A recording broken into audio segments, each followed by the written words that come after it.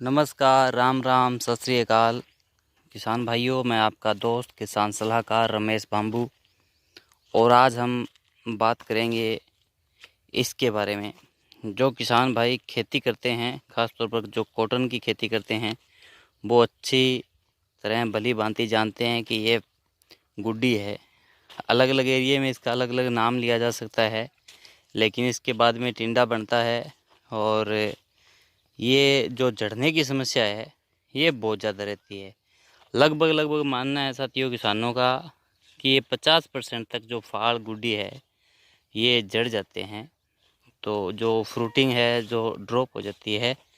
तो साथियों, आज मैं इस वीडियो में आपके साथ कुछ ऐसे प्रोडक्ट के बारे में चर्चा करूंगा, कुछ ऐसे तरीके के बारे में चर्चा करूंगा। अगर आप उसे यूज करेंगे तो जो ये फाड़ गुड्डी है ये नहीं जड़ेगा। 100% तो नहीं रुक सकता, लेकिन जो मैं तरीका बताऊंगा उस तरीके से अगर आप कर लेते हैं तो कम से कम 1 एकड़ में मान के चलिए कि 2 से 3 क्विंटल नरमा कम से कम बढ़ जाएगा। यानी अगर 7-8 मन नरमा बढ़ जाता है तो बहुत अच्छी बात होती है, क्योंकि अपने किसान भाइयों के 20-25 मन नरमे की औसत पड़ती है 1 एकड़ की। मैं हरियाणा की बात कर रहा हूँ एकड़ के हिसाब से। जैसे राजस्थान में बीघा होता है वो 5 कनाल का होता है, राजस्थान में भी एकड़ जो है वो 8 कनाल का होता है, हरियाणा में भी 8 कनाल का है। तो जो औसत है वो 20-25 मन की औसत आती है। अगर जो मैं तरीका बताऊंगा उसे आप अपनाओगे तो मैं ज़्यादा तो नहीं कहता, लेकिन 20 वाला जो है वो 27-28 पे पहुंच जाएगा, और 25 वाला है वो 31-32 मन पर पहुंच जाएगा, जो अच्छी पैदावार में मानी जा सकती है। इसके अलावा जो किसान भाई अपने खेत में नरमे की पैदावार पहले से 31 मन ले रहे हैं, तो उनको मैं बताना चाहूँगा कि आप 40 मन भी ले सकते हो। क्योंकि मैं जो नुस्खा आपको बताऊँगा उससे कम से कम जितनी आपकी पैदावार हो रही है उस पैदावार में जो बढ़ोतरी है वो 3 क्विंटल 2 क्विंटल की मैं आपको बताने जा रहा हूँ। तो साथियों, सबसे पहले तो हमारे को ये पता होना चाहिए कि ये फाड़ गुड्डी जो है ये जड़ते क्यों हैं। जैसे इसे बोलते हैं फाड़ गुड्डी। भी ये जड़ते क्यों हैं? ये पीला पड़ने के कारण भी जड़ जाते हैं, कुछ गुड्डियाँ सूख भी जाती है पौधे के ऊपर। और देखिए ये जैसे हाथ लगाते ही टूट गई है। तो ये जड़ने का कारण जो है वो ये है कि 50% फाड़ गुड्डी जड़ते हैं, तो उसमें 20% जो फाड़ गुड्डी है वो पौधे की कहीं ना कहीं न्यूट्रिशन डिफरेंसी यानी कोई कमज़ोरी के कारण जो फाड़ गुड्डी है वो जड़ जाते हैं। अब पौधे को खुराक के रूप में क्या चाहिए? उसे चाहिए nitrogen, phosphorus, potash, sulphur, calcium, magnesium, copper, cobalt, manganese, iron, boron, chlorine.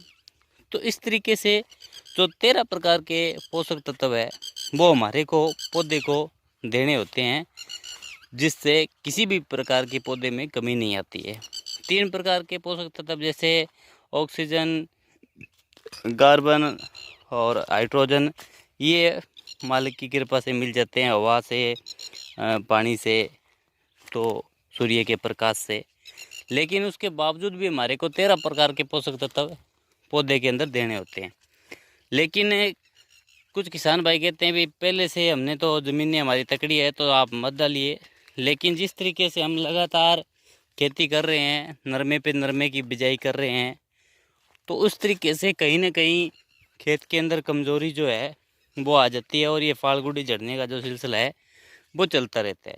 जिन खेतों में फाड़ गुड्डी झड़ते हैं वो मान लीजिए कि संपूर्ण रूप से भोजन इसको उपलब्ध नहीं हो रहा, जो भोजन पौधे को उपलब्ध होना चाहिए। दूसरा कारण रहता है साथियों बीमारी, जैसे वाइट फ्लाई है, थ्रिप्स है, हरा तेला है, माइट्स है, या कुछ वायरस की समस्या भी आ जाती है।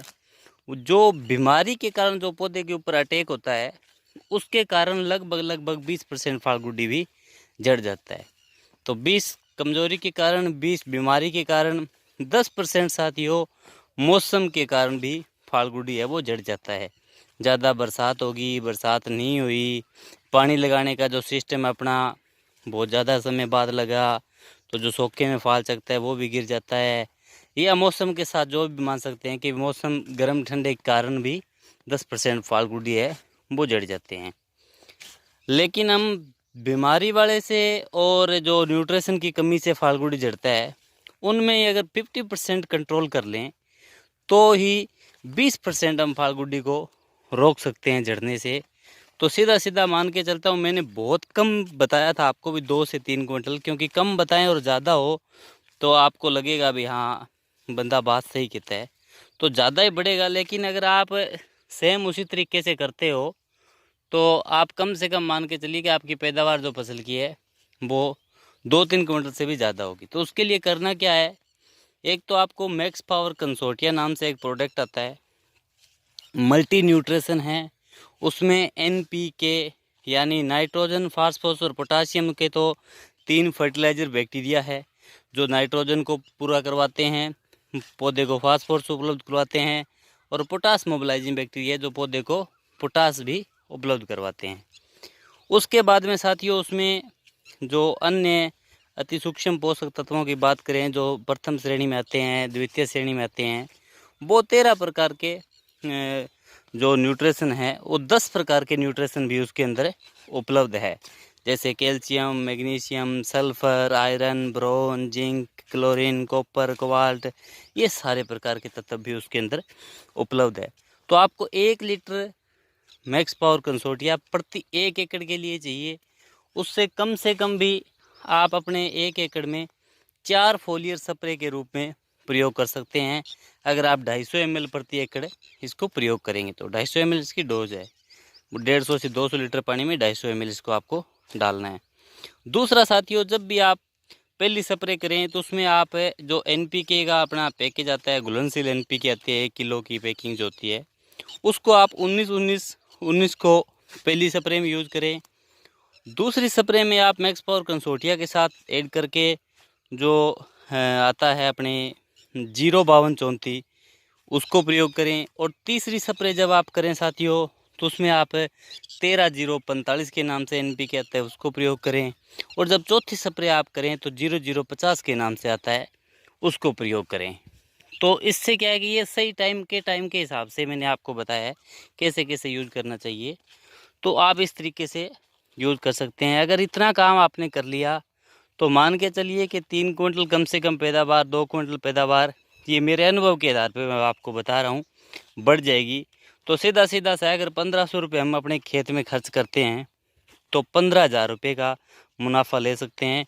इतना ग्रोथ किसी भी चीज़ का नहीं है जो हम खेती से अलग से मुनाफा कमा सकते हैं।